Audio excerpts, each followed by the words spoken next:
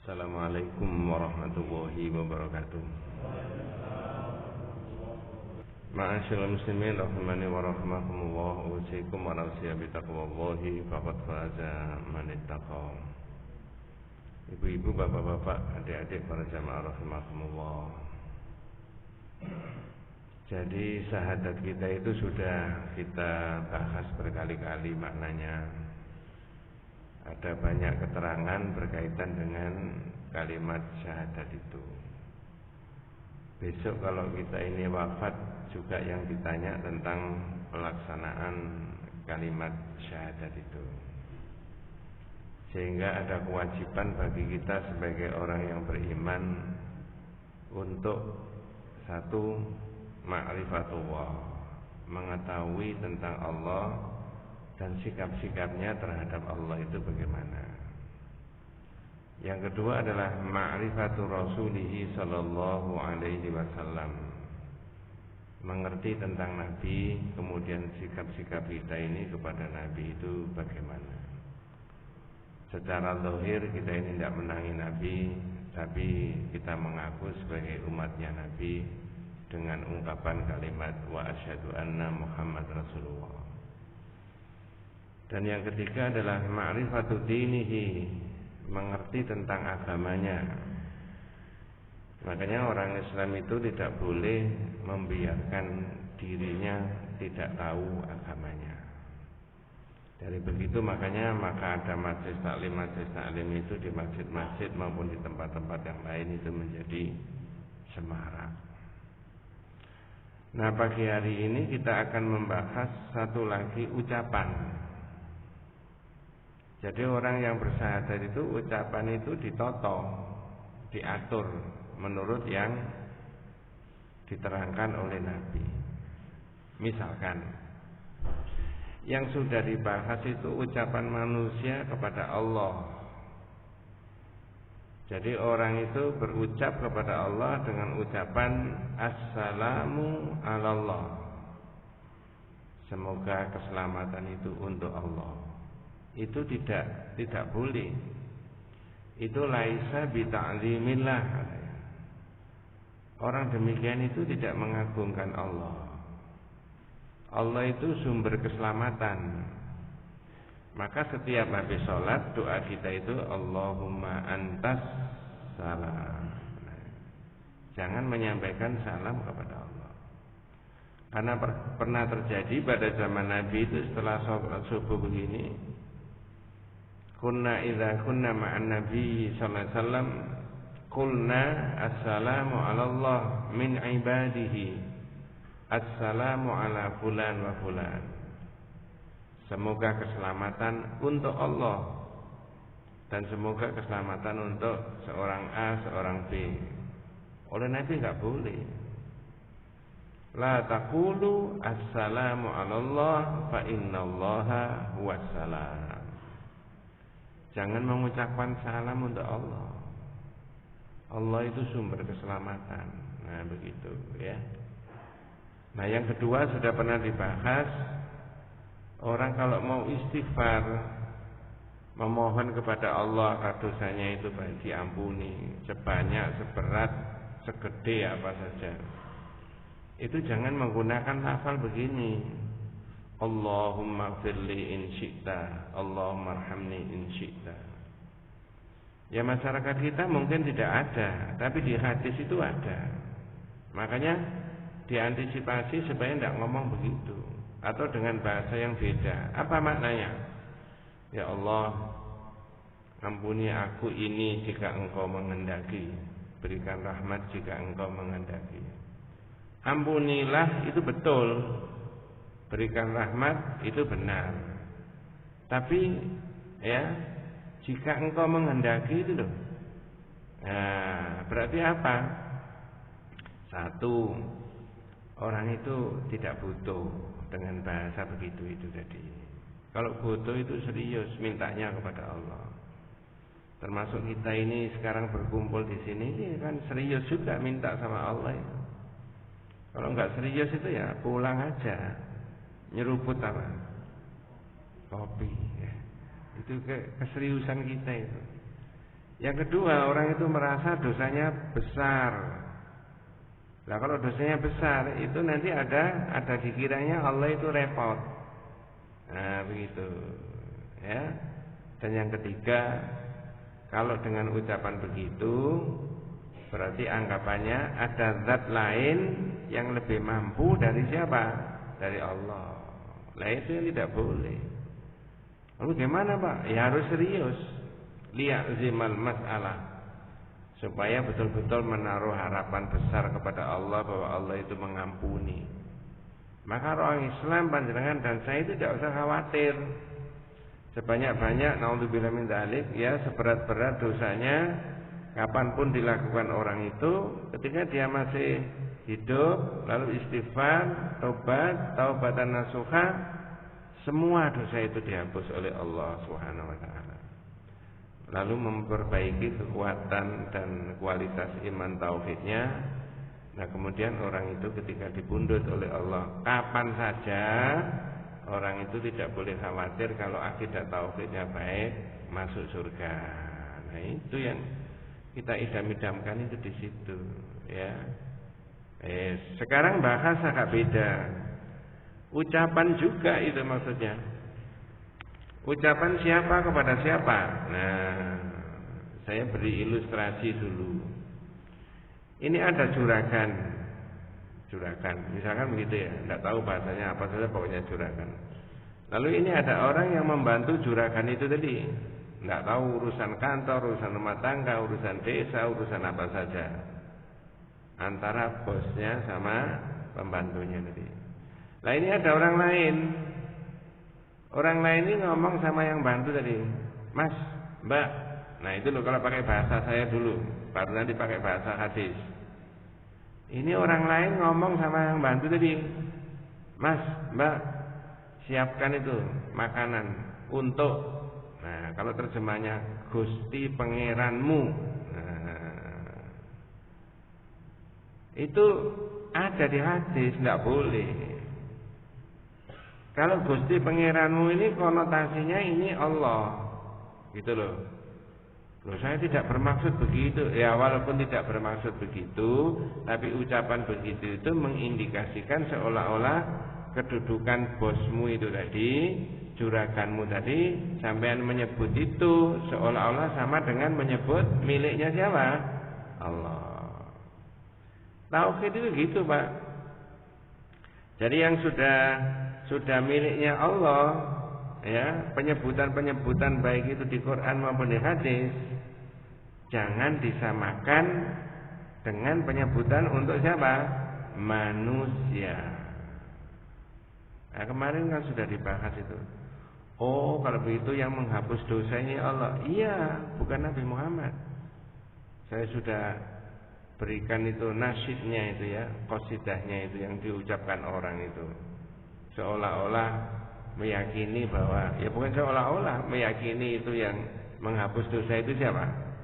Nabi. Padahal sebenarnya menurut iman kita siapa? Allah. Ya memang ada hadis, saya pernah menemukan ismi fi Zabur al-Mahi. Nama saya di Zabur itu, kitab Zabur oleh Allah ditulis al-Mahi, menghapus. Tapi menghapus itu bukan menghapus dosa, tapi menghapus apa? Aduh. Ya ini pengajian kalau tidak pakai ulangan itu banyak lupanya. Ya. Menghapus berhala. Tapi di masyarakat ditangkap beda. Alaika ya salam khairul anbiya, assalamu alaik. Ini bagian yang satu, bagian yang kedua. Ini sambil menggugah supaya tidak tidur ya. Yang kedua, alaika ya salam ya makhidunub. Makhidunub ini menghapus dosa. Semoga salawat Allah disampaikan kepada engkau wahai orang yang menghapus dosa. Begitu. Iman kita yang enggak, ya Allah saja. Karena hal-hal miliknya Allah itu tidak ada pada diri Nabi Muhammad. Maka ucapan orang lain kepada pembantunya tadi, atau yang rewangi di rumahnya atau di kantornya itu tadi atau bawahnya tadi, seorang A ini tidak boleh mengucapkan, Mas, siapkan itu hidangan makanan untuk apa tadi, Gusti Pangeran. Dalam bahasa Indonesia, bahasa Jawa mungkin tidak ada, tapi di hadis ada. Yang tidak boleh itu Rabbaka, Rabbaka, Rabbaka. Tapi di Quran ada Rabbi, ada Rabbuhu, ada Rabbuhum, ada. Tapi yang disebutkan di dalam hadis itu Rabbaka. Karena kalau sudah Rabbaka, itu konotasinya itu adalah menyebut siapa? Allah. Dalam hadis sahih, saya bacakan dulu nanti diurai. Wa fi sahih an Abi Hurairah radhiyallahu anhu. Ya, mudah-mudahan besok putra-putrinya panjenengan, cucu kita semuanya itu rajin membaca hadis, ya. Nah, iya penting Pak, ya. Daripada membaca WA yang berpanjang-panjang itu ya. Kadang guyonan tok itu di WA gitu ya. Ya, saya jarang nge-share, tapi kadang-kadang orang nge-share itu saya ingatkan, orang sampai itu diberi rezeki sama Allah bisa beli HP, ya kan, beli pulsa, mestinya dipakai untuk yang baik, mengingatkan yang baik-baik, jangan guyonan. Kadang-kadang itu nge-share gambarnya orang, ya, lalu ada tulisannya, lalu tulisannya itu bunyinya begini, benarkah yang kau katakan itu? Nah begitu, ya. Apa itu maksudnya itu? Benarkah yang kau katakan itu? Wes, kita bahas ini, tidak bahas itu. Hadis sahih anna Rasulullah SAW Nabi dawo la yakul. Janganlah kalian mengatakan lafal ini, ya. La yakul ahadukum at'im rabbaka wa waddi rabbaka. Ada kalimat rabbaka 2 kali. Mas, siapkan makanan untuk Gusti Pangeranmu. 2, siapkan tempat untuk mandi Gusti Pangeranmu. Nah, yang misalkan disiapkan kamar mandinya, ininya dan sebagainya. Kalau itu tidak boleh pakai robbaka itu. Jadi oleh Nabi disuruh pakai sayyid. Nah, nanti saya terangkan kalimat sayyid itu. Ya, sayyid itu apa maknanya? Wal yakul sayyidi wa maulaya. Tapi lebih baik sampean ngomong sayyid tuan. Nah begitu. Loh katanya tidak boleh Bapak Kaisar. Nanti dulu ada keterangannya sayyid itu.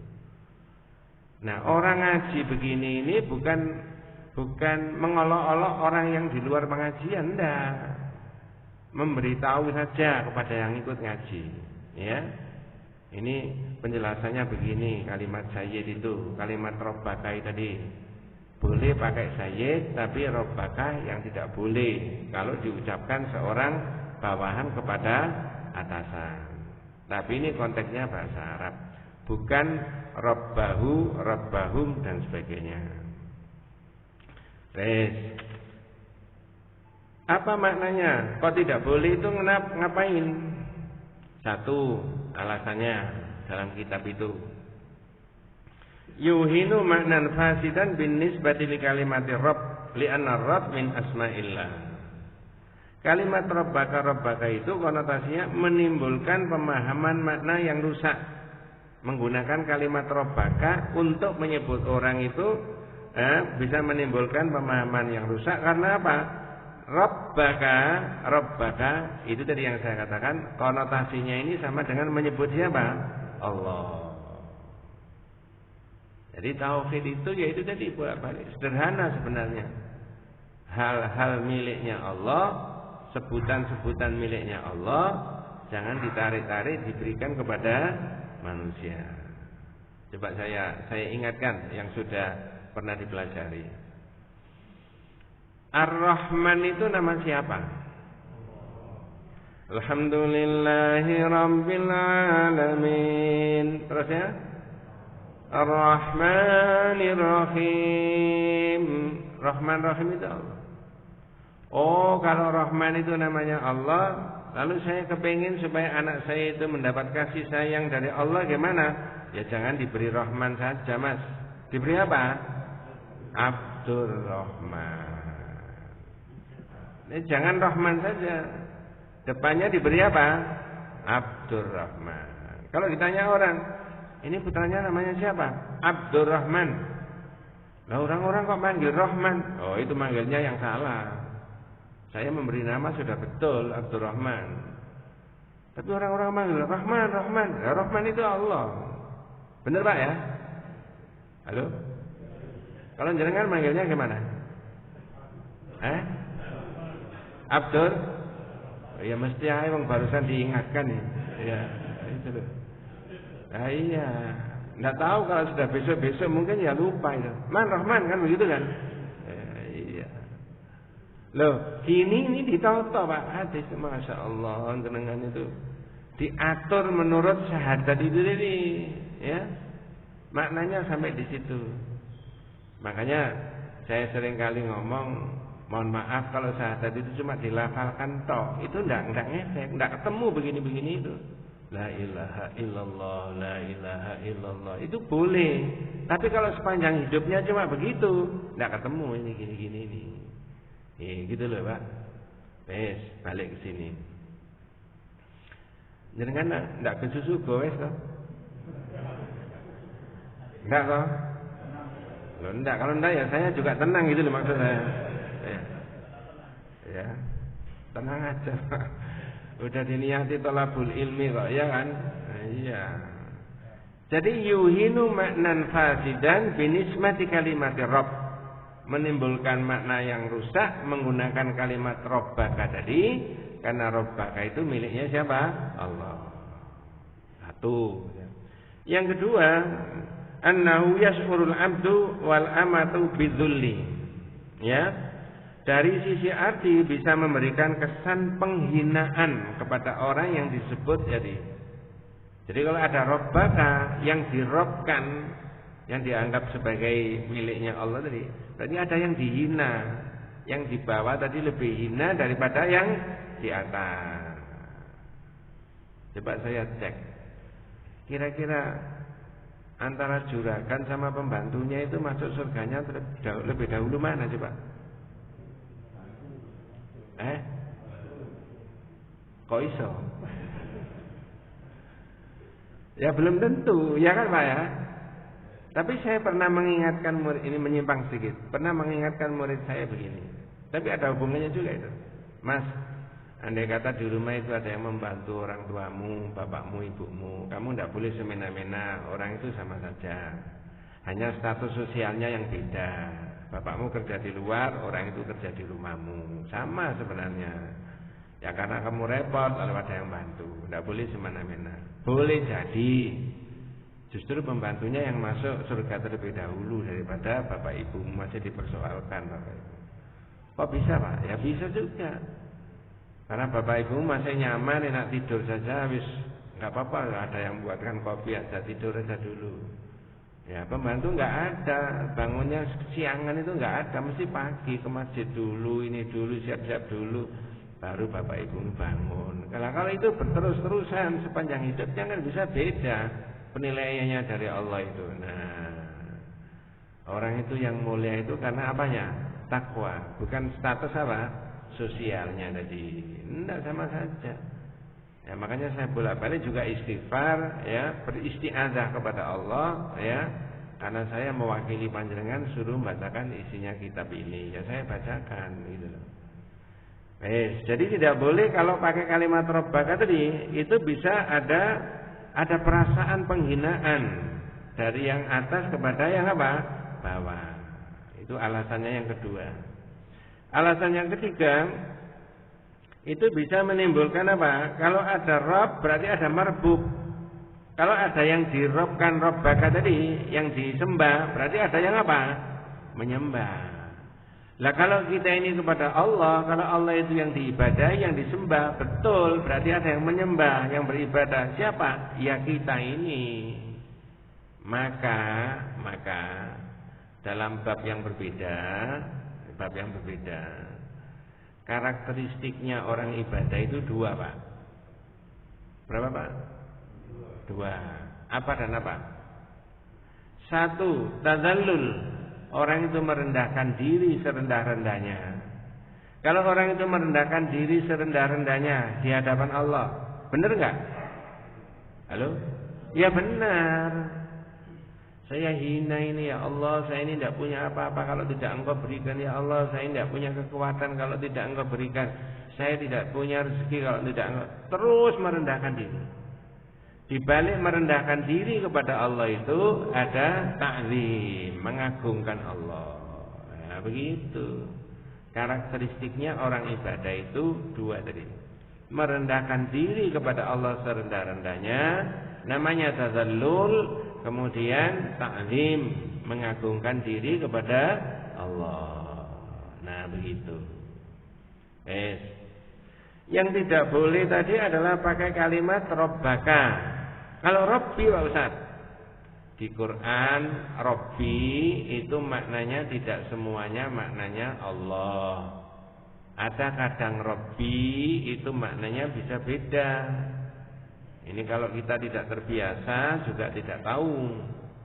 Nah, maka kalau panjenengan ada HP yang di dalamnya ada Quran, bisa dibaca surat Yusuf ayat 23. Kalau tidak bawa HP, tidak ada Quran, ya dititeni aja. Tapi begitu dibaca Pak Ustadz, dibaca terjemahnya ya eling. Begitu keluar dari masjid, nah itu wajar, manusia itu tempatnya lupa dan apa? Salah. Saya ulangi, kalau Rabbaka tadi konotasinya adalah Allah. Kalau Rabbi itu ada makna yang beda. Rabbi itu namanya kalimat Rabbi itu maknanya siapa? Allah. Makanya Rabbi boleh, Rabbuha ini ucapan dalam bahasa Arab. Tapi kalau Rabbaka itu konotasinya itu tadi siapa? Allah. Begitu loh.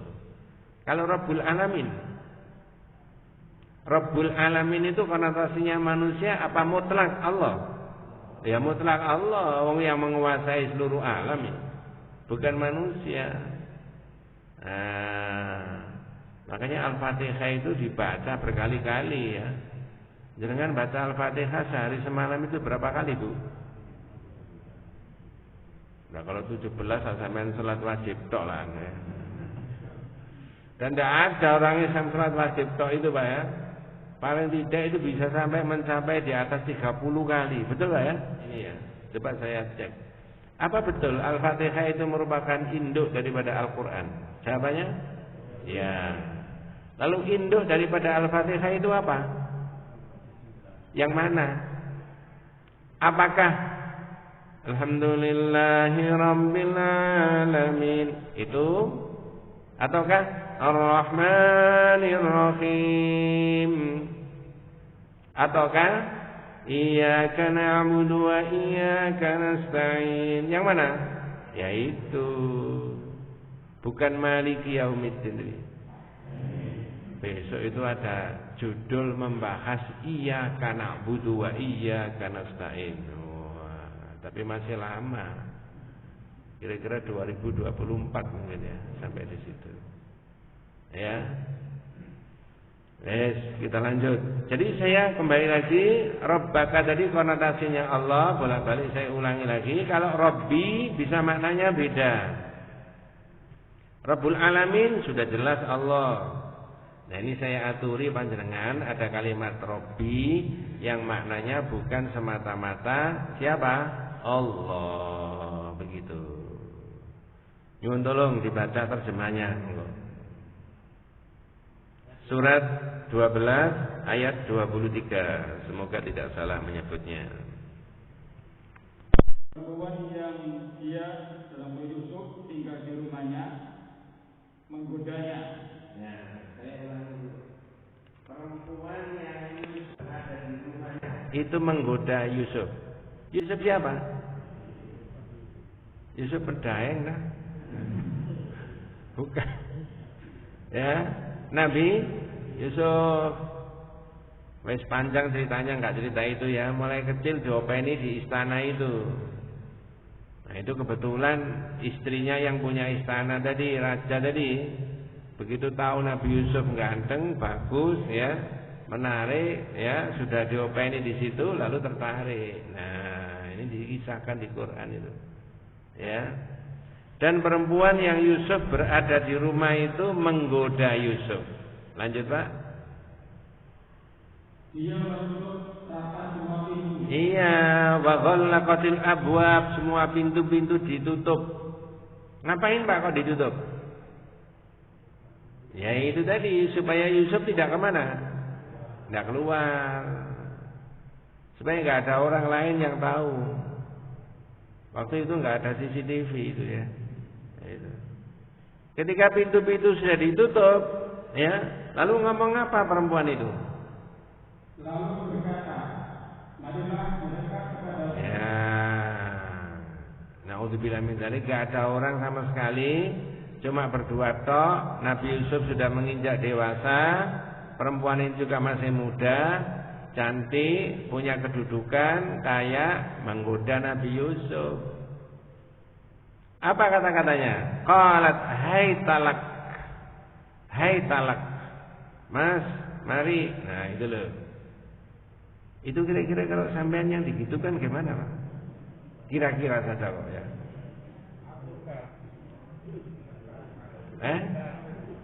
Iya. Iya, ya kabur Pak. Ya iya memang sudah sepuh Pak ya.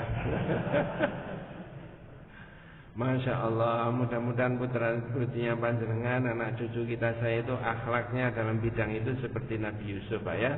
Masya Allah ya. Dunianya sudah kayak begini Pak ya. Maka harus dikuatkan dengan iman. Bapak ibunya mendoakan kepada Allah, memohon supaya imannya kuat, dididik dengan baik. Bapak ibunya sopo masjid, ya itu loh manfaatnya di situ ya. Qalat hai talak. Apa jawabannya Nabi Yusuf? Ini jawabannya Nabi Yusuf yang penting itu ya. Yusuf berkata, aku berlindung kepada Allah. Qala ma'adallah, naudzubillah min dzalik ya. Naudzubillah, ma'adzallah, aku berlindung kepada Allah. Maksudnya dari godaanmu itu, gitu loh. Ya, di tempat lain saya ditanya, Ustaz, apa urusan begitu-begitu itu yang goda itu selalu perempuan? Ya enggak Bu. Ya, makanya jangan tak rewangi biar melek semuanya kan. Tidak semuanya yang memulai, engkau yang memulai itu siapa? Perempuan. Bisa juga enggak dari laki-laki Pak? Iya, makanya yang sudah nggak jadi zaman dulu-dulu itu jangan di WA-i terus Pak. Udah selesai gitu loh. Ngerti maksudnya? Pernah di WA nggak Pak? Oh ya, ya mesti aja ya. Jawab enggak, wong ibunya ikut ya. Ya, nah ini intermezzo Pak ya, guyon ya. Lalu apa jawabannya Nabi Yusuf? Qala ma'adzallah, aku berlindung diri sama Allah dari godaanmu itu. Nah, gampangnya begitu. Ada berikutnya ini yang saya katakan tadi, Robbi tadi. Sesungguhnya dia suamimu adalah tuanku. Suamimu tadi, ya. Nabi Yusuf bilang, innahu Robbi ahsana maswai. Ada kalimat Robbi di situ. Tapi maksudnya Robbi itu bukan Allah. Suamimu itu, tuanku, ya, yang memelihara aku mulai dari kecil. Kamu kok menggoda aku? Itu maksudnya itu. Teganya. Cuma teganya diucapkan sekali saja, bukan dua kali. Teganya. Ya. Ini betul Pak. Jadi kalimat Robbi yang saya ambil di situ itu dalam terjemahan dalam bahasa Arab tadi maknanya tidak semuanya siapa konotasinya Allah, tapi suamimu. Saya ulangi lafalnya Nabi Yusuf tadi, qala ma'adzallah, ketika digoda sama perempuan, hai talak, mas mari kemari ya kesini. Jawabannya ma'adzallah, aku berlindung diri kepada Allah. Innahu Rabbi, sesungguhnya tuanmu, tuanku, suamimu itu di ahsana maswai, sebaik-baik orang yang memelihara aku mulai dari kecil, gitu loh maksudnya. Innahu la yuflihudz zalimun, sesungguhnya tidak akan beruntung orang-orang yang zalim. Orang yang zalim itu bisa mendolimi diri sendiri, betul Pak ya? Halo? Masih ingat saya kemukakan ada 3 kedzaliman tadi, Pak? 1 mendolimi Allah, yang kedua mendolimi sesama manusia, yang ketiga naudzubillah mendolimi diri sendiri. Mendolimi diri sendiri itu diberi sehat, diberi rezeki, diberi kesempatan, tapi naudzubillah min dzalik tidak dipakai kebaikan, tapi menjatuhkan dirinya sendiri, dimasukkan, digiring pelan-pelan ke dalam neraka. Naudzubillah min dzalik. Wes, satu bagian sudah selesai bahwa kalimat Rabbaka tadi konotasinya Allah tidak boleh diucapkan antara bawahan dengan atasan. Tapi Rasulullah mentoleransi supaya falyakul sayyidi wa maulaya. Nah, ini saya katakan sayyid itu boleh. Dalam bahasan kitab tauhid ini kita temukan kalimat sayyid tadi, walyakul sayyidi wa maulaya, dan hendaklah mengatakan tuanku. Tapi tuanku tadi pakai kalimat apa? Sayyid. Nah, sekarang saya terangkan kalimat. Mengapa kok boleh kalimat sayyid itu? Yang tidak boleh tadi Rabbaka. Jadi utuh daripada hadis tadi mengatakan la yakul ahadukum at'im Rabbaka wa waddi Rabbaka. Janganlah di antara kalian mengucapkan siapkan atau hidangkan makanan untuk Gusti Pangeranmu dan siapkan air mandi untuk Gusti Pangeranmu. Wal yakul sayyidi wa maulaya. Tapi hendaklah sampean mengucapkan tuan, sayyid. Nah, bukan Rabbaka tapi sayyid. Nah, sayyid itu ibu-ibu dan sekalian itu ada 3 makna. Ada berapa, Pak? 3. 1, sayyid itu maknanya adalah al-malik, penguasa. Penguasa, ya. Dalam konteks penguasa itu, dalam arti penguasa, sayyid tadi maknanya pernah didhawuhkan oleh Rasulullah SAW. Ana itu apa? Ana sayyidu waladi Adam yaumal qiyamah. Saya ini besok tuannya anak Adam. Artinya penguasanya anak Adam. Kok bukan Nabi Adam, Pak? Kok bukan Nabi Ibrahim, Abul Anbiya, kok Nabi Muhammad? Nah, saya ulangi, kalimat sayyid itu salah satu maknanya adalah penguasa, al-malik, penguasa. Nabi pernah dawuh seperti tadi. Ya, ini sebagian saudara kita umat Islam karena Nabi pernah dawuh ana sayyidu waladi Adam, lalu semua salawat ditambahi dengan kalimat apa? Sayyid. Tapi kalau di hadis tidak ada, Pak. Wes, jangan mikir dulu, saya tak nyeruput ini, ya kan? Saya ulangi. Jadi Nabi dawuh ana sayyidu waladi Adam yaumal qiyamah. Saya ini tuannya anak Adam besok pada hari kiamat. Ceritanya begini, Pak. Ini 1 menit saya cerita nih, mau enggak? Nah, kalau enggak mau ya wabillahi taufik wal hidayah. Masih lama, Pak. Ceritanya begini. Besok pada hari kiamat dalam hadis yang sahih diterangkan dan itu pasti benar terjadi. Orang itu belum ada penyelesaian antara in khairan fa khairun wa in syarran fa syarrun. Kalau orang itu baik atau tidak baik tidak ada penyelesaian, dia mahsyar. Lalu orang-orang itu rombongan datang kepada Nabi Adam. Apakah istimewanya Nabi Adam? Nabi Adam adalah manusia pertama diciptakan Allah langsung dari tangannya Allah. Supaya Nabi Adam matur sama Allah. Karena ini manusia supaya diselesaikan. Nabi Adam tidak mau karena Nabi Adam malu sama Allah karena punya kesalahan. Pertanyaannya, apa kesalahannya Nabi Adam? Makan buah. Nabi Adam menyuruh datang kepada Nabi Ibrahim. Ya. Nah, Nabi Nuh juga tidak mau. Saya sudah pernah ceritakan. Apa kesalahannya Nabi Nuh? Malu kepada Allah pada hari kiamat. Jangan salah paham, Pak. Jangan dianggap tidak bisa mendidik anaknya. Bukan loh ya. Naudzubillah min dzalik. Mudah-mudahan jenengan saya dilindungi sama Allah SWT.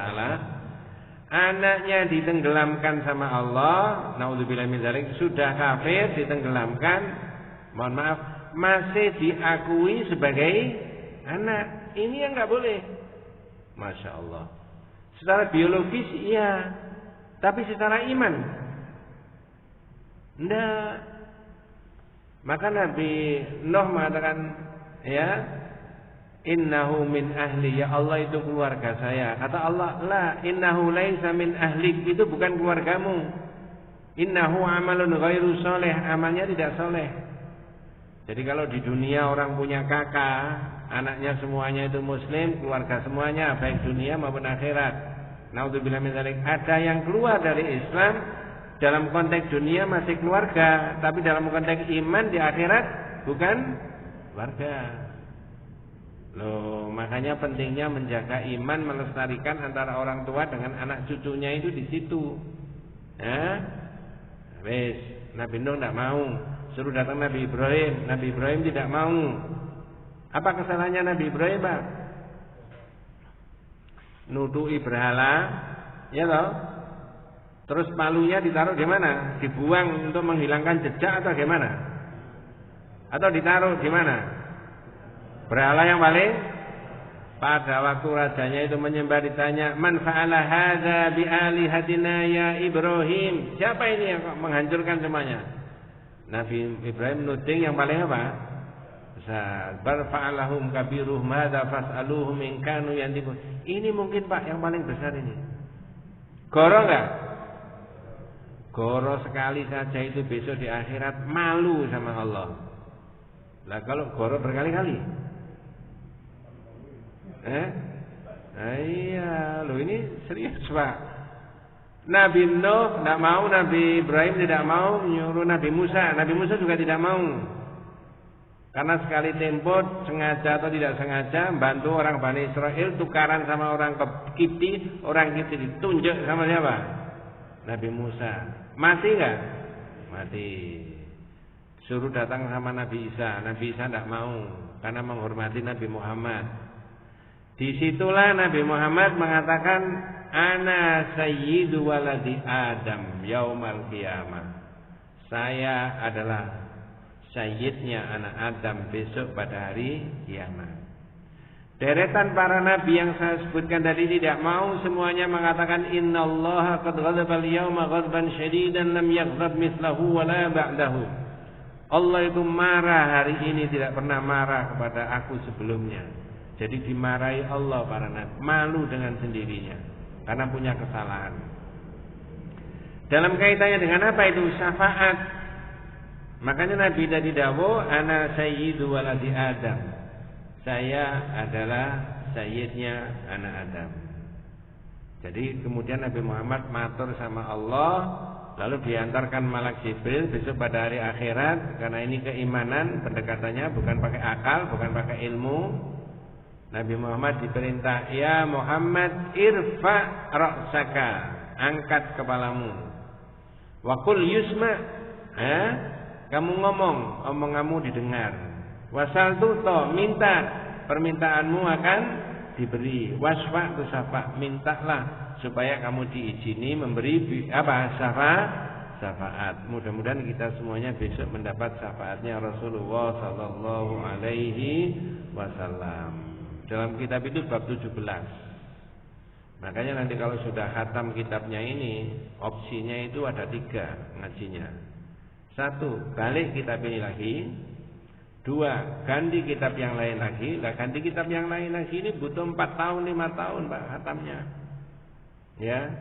3, ngajinya leren. Ya.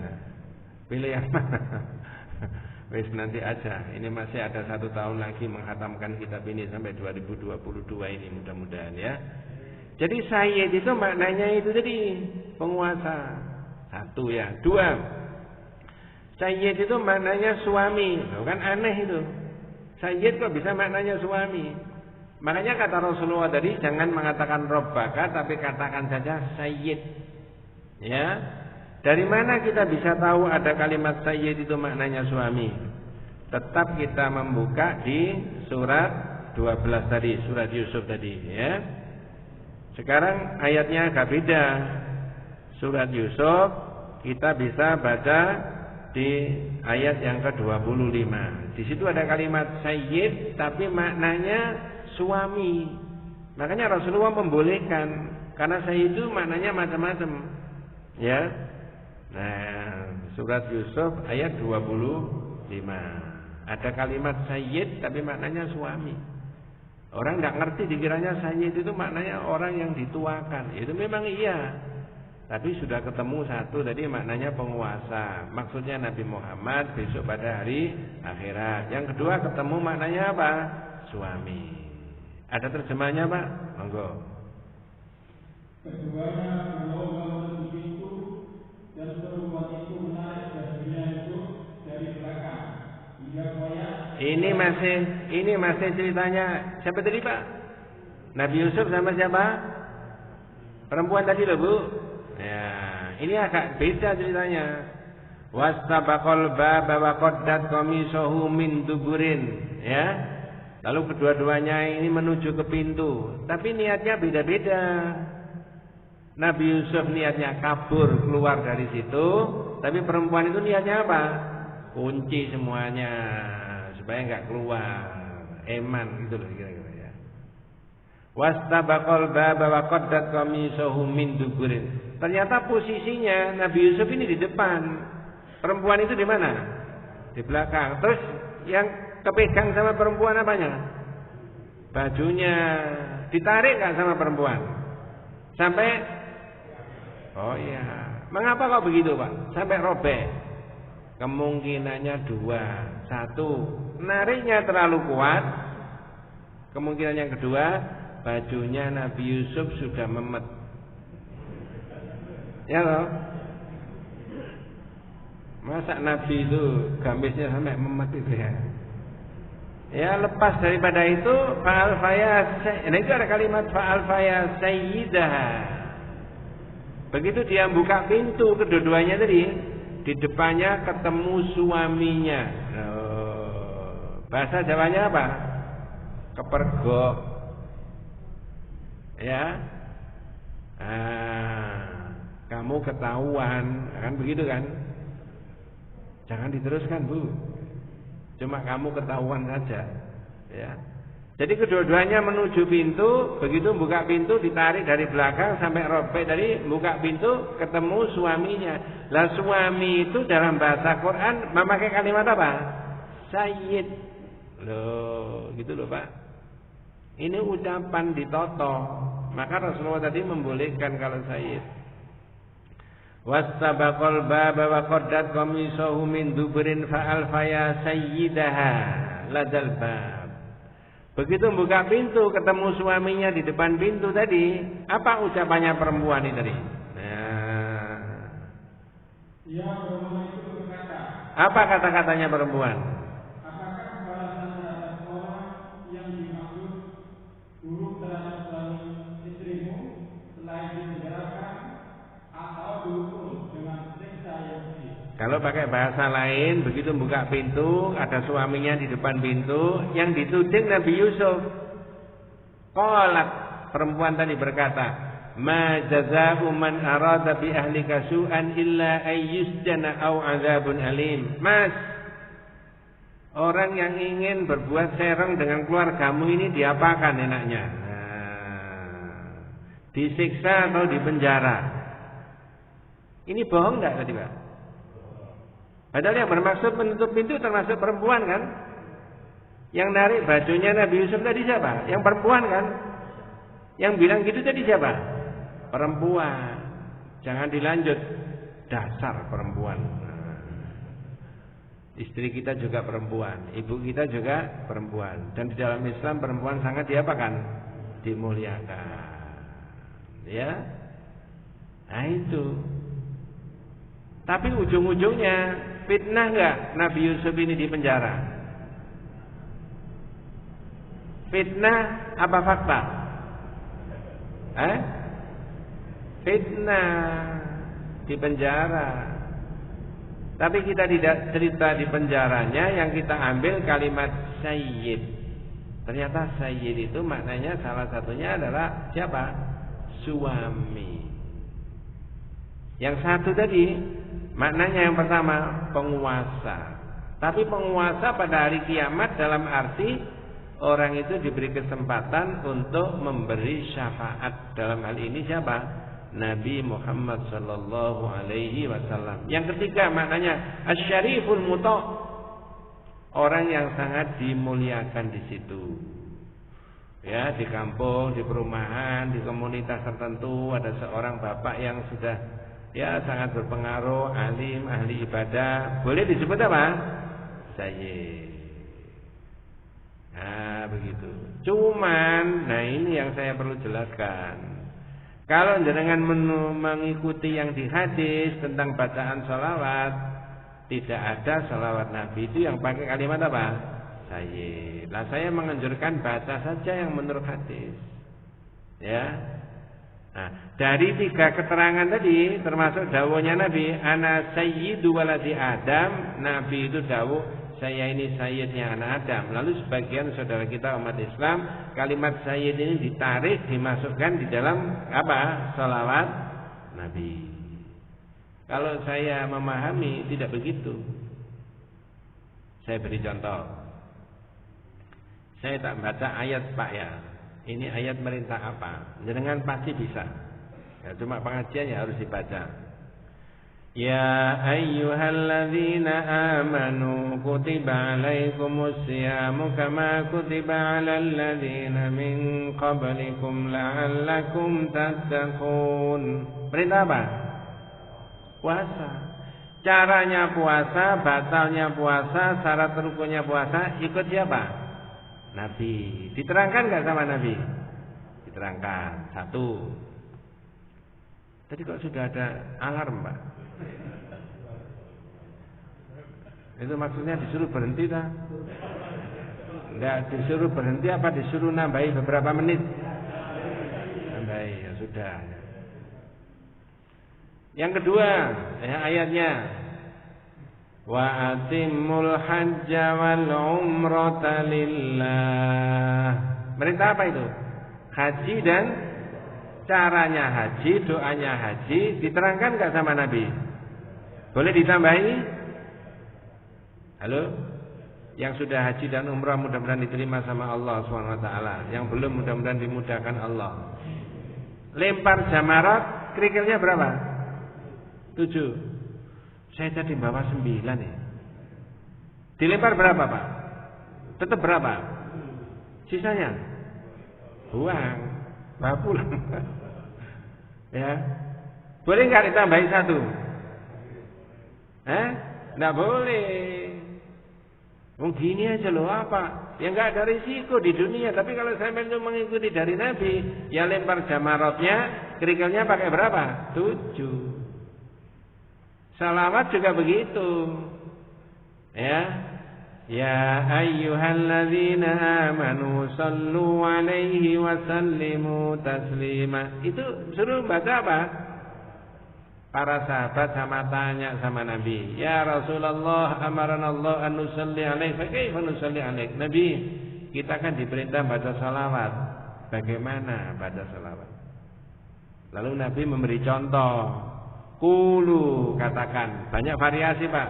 Allahumma salli ala Muhammad wa ala ali Muhammad kama sallaita ala Ibrahim wa ala ali Ibrahim dan seterusnya. Tidak ada kalimat apa?